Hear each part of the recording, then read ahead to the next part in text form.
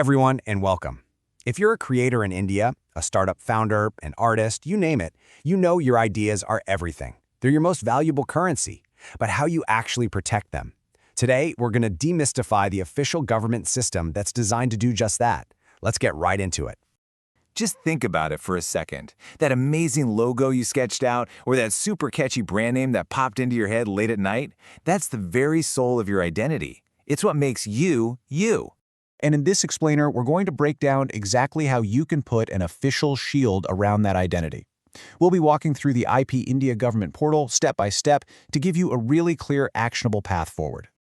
Okay, first things first, let's get our heads in the right space.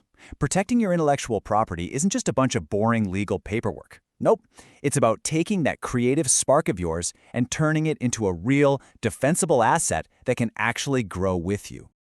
So, where do we even begin? Right here with IP India. This is the official government body, the one in charge of managing all intellectual property rights across the entire country. You can think of it as the central guardian for all your creative work. Now, IP India covers a whole bunch of different protections. You've got patents for new inventions, designs to protect the way a product looks, and of course copyright for creative works like books, music, or code. But for most of us who are building a brand, one of these is really the key place to start. And that brings us to the trademark. You know, whether you run a company, a YouTube channel, or a small business, your trademark is your brand's strongest ally. It's your first line of defense out there in the wild. So, what exactly is a trademark, according to the official definition? Well, it's actually pretty simple. It's any sign you can basically draw or write down that separates your stuff from what everyone else is doing. It's your unique signature in the marketplace.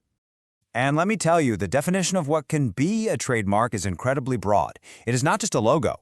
It can be a word, a specific color combo, the unique shape of a bottle, even a sound, like a jingle.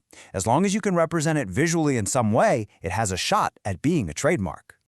Right about now, you might be thinking, hey, people already know my brand. They recognize my logo. And that's fantastic. But it brings us to the most important question of all. Why bother going through the whole official process to register it? Okay, listen up, because this is the crucial difference. An unregistered mark gives you some basic protection under something called common law, but trying to prove you own it in a fight, it can be an absolute nightmare. A registered mark, on the other hand, gives you powerful, government-backed legal rights. It's like the difference between just telling people you own a house and actually holding the official deed in your hand. That deed makes your brand a valuable asset, one you can sell, license, or even use to get a loan. All right, hopefully you're convinced. So how do you actually do it? Let's walk through the exact path to take your idea and turn it into a protected, registered asset. The first thing you need to know is that this system is built for everyone. You do not need to be some giant corporation. Whether you're a solo freelancer, a brand new startup, or an established company, you have every right to apply and protect your brand. The whole process really boils down to three main stages. First, you have to be crystal clear about what exactly you're trying to protect. Second, and this part is super important, you have to pick the right category or class for your trademark. And finally, you file the application online.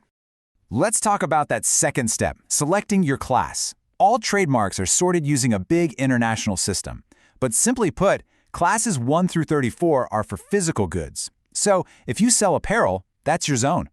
Classes 35 through 45 are for services. So if you're a marketing agency or a consultant, you'd look there. Getting this right is absolutely vital because it defines the exact scope of your legal protection. Now, when you file, you'll also state your claim of use. If your brand is already out there and active, you'll file it as a used mark. And you'll need to show some proof, like invoices or ads. But what's really cool is you can also protect a brand before you even launch. In that case, you file on a proposed to be used basis, which basically lets you call dibs on it for the future. So, you're registered. What happens next? Well, this is where you start to see the real long-term value. See, registration isn't just a one-and-done thing. It's the beginning of a long, secure life for your brand. Once your trademark is registered, that protection is locked in for a solid 10 years from the day you applied. That is a full decade of legal security for your brand's identity. And here is the absolute best part. It never has to end. As long as you remember to file for renewal, you can extend that protection for another 10 years and another and another. Basically, forever. Your brand can literally be protected for a lifetime. So, what's the big takeaway here? It all comes back to this one powerful idea from the IP India guidelines. Registration gives you the official power to stand out, to be unique, and to stop anyone else from confusing customers by piggybacking on your hard work. And so we end right where we started. You've poured your time, your energy, and all your creativity into building something special. The only question left now is, what are you going to do to make sure it's protected for good?